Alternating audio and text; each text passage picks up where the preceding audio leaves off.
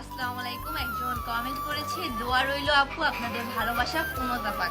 আমাদের ভালোবাসা আলহামদুলিল্লাহ পূর্ণতা পেয়েছে, আমরা বিবাহ করেছি, দুজন একসাথে আছি। लेकिन एक सेकंड আপু তোমাদের কি ডিভোর্স হয়ে গেছে? যদি বিয়ে না হয় তাহলে ডিভোর্স কিভাবে হবে? আমার কারোর সাথে বিয়ে হয় নাই। ये क्या है? एकदम इन्होंने वक्त बदल दिया, जज्बात बदल दिए, जिंदगी बदल दी। আলবি আর অনামিকা ঐশী রাইট নাও মজা তুমিও পাইছো, মজা আমিও পাইছি, তুমিও খাইছো আমিও খাইছি। আর এখন সময় হয়েছে তো ট্রেন কাঁপানো, তাই দুজনে মিলে একটা বিচ্ছেদের নাটক আসা যাইছি বাঙ্গির পুতেরা। ভাই নষ্টমী আর নোংরামি হয়ে গেছে আজকালকার ট্রেন। খাওয়া দাওয়া সবাই বলতেছে উই আর জাস্ট ফ্রেন্ড। ধর্মযাত্রার উৎসব সবার এটাই নাকি তারা মানে বীর্য থেকে মানুষ না বর্জ্য হয়েছে, এটা কি তারা জানে? আর জেনেও কিলা ভাইরাল হওয়ার ইচ্ছা তাদের রক্তে মিশে গেছে, হয়ে গেছে এটা তাদের নেশা। ধরবো খাবো ছেড়ে দেবো, ইচ্ছা মতো মজা নেবো, এটাই হয়ে গেছে তাদের পেশা। সো সেট এসব পেশা সবার কাছে মানসম্মত লাগে না। উচিত মানুষরা আজ পাচ্ছে ধিক্কার খাচ্ছে গেলে আর সম্মান পাচ্ছে ওরাই সবার আগে। কারণ এই বাংলাদেশ আর এই বাংলাদেশ সোনার বাংলাদেশ নেই, কারণ দেশ চালায় এখন অযোগ্য লোকেরা। মিথ্যাবাদীদের মাথায় মুকুট, সত্যবাদী হলেই তুমি চুদির ভাই।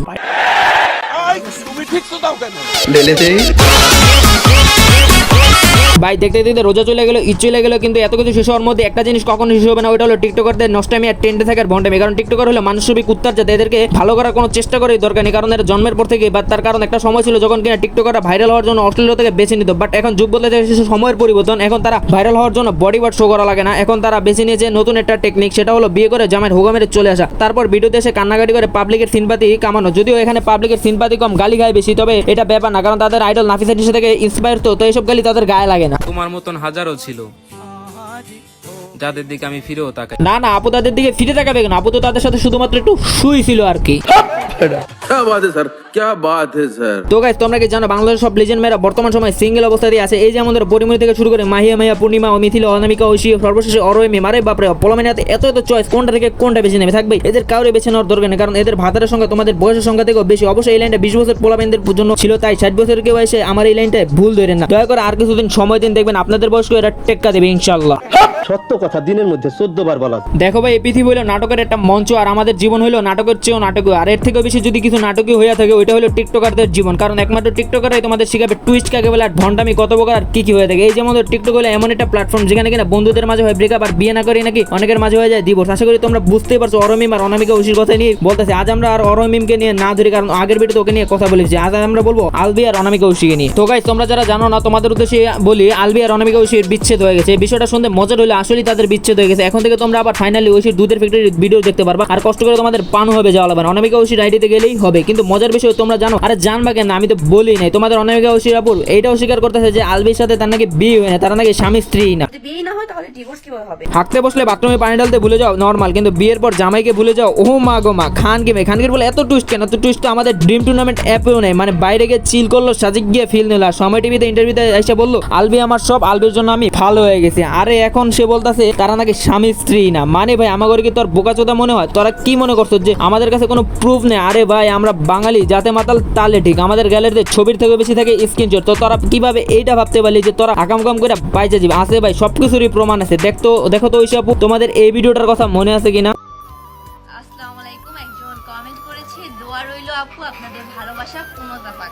আমাদের ভালোবাসা আলহামদুলিল্লাহ পূর্ণতা পেয়েছে, আমরা বিবাহ করেছি, দুজন একসাথে আছি। ও আচ্ছা আচ্ছা, এখন আবার আমাদের আপু এইটা বলতে পারে যে ওগুলা সব স্ক্রিপ্টেড ছিল।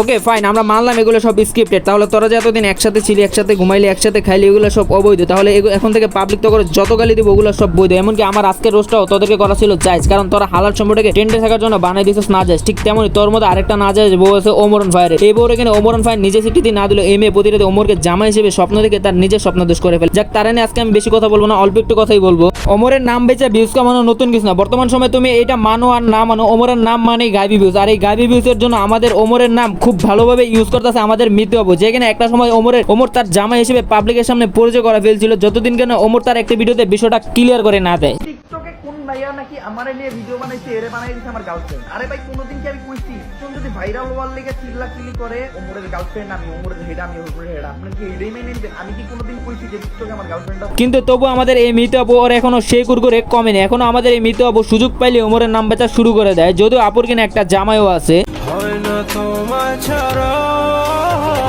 এখন আমার কথা হলো বোন, তোর জামাই কি নাকি তোর জামাই পারে না, কোনটা? যে তোর ওমরের নাম বেচে ভিউজ কামানো লাগবে, ওমরেরটাই চাটা লাগবে, আসলে কি তোর জামাই তোরে কিছু কয় না, নাকি তোর জামাই জান্নাতর থেকে ইন্সপায়ার, কোনটা? যদি ইন্সপায়ার হয়ে থাকে তাহলে বল না, না দে, আমাদের কিছু দে, মানে লিঙ্ক। আর কি কতদিন হলো বাংলাদেশে কোনো লিঙ্ক ভাইরাল হয় না, আর কতদিন হলো অনেক রোস্টারদের ভিডিও ভাইরাল হয় না, আর মিলিয়ন ভিউজও আসে না। বুঝতে হবে, না বুঝলে তো হবে না। तू समझा?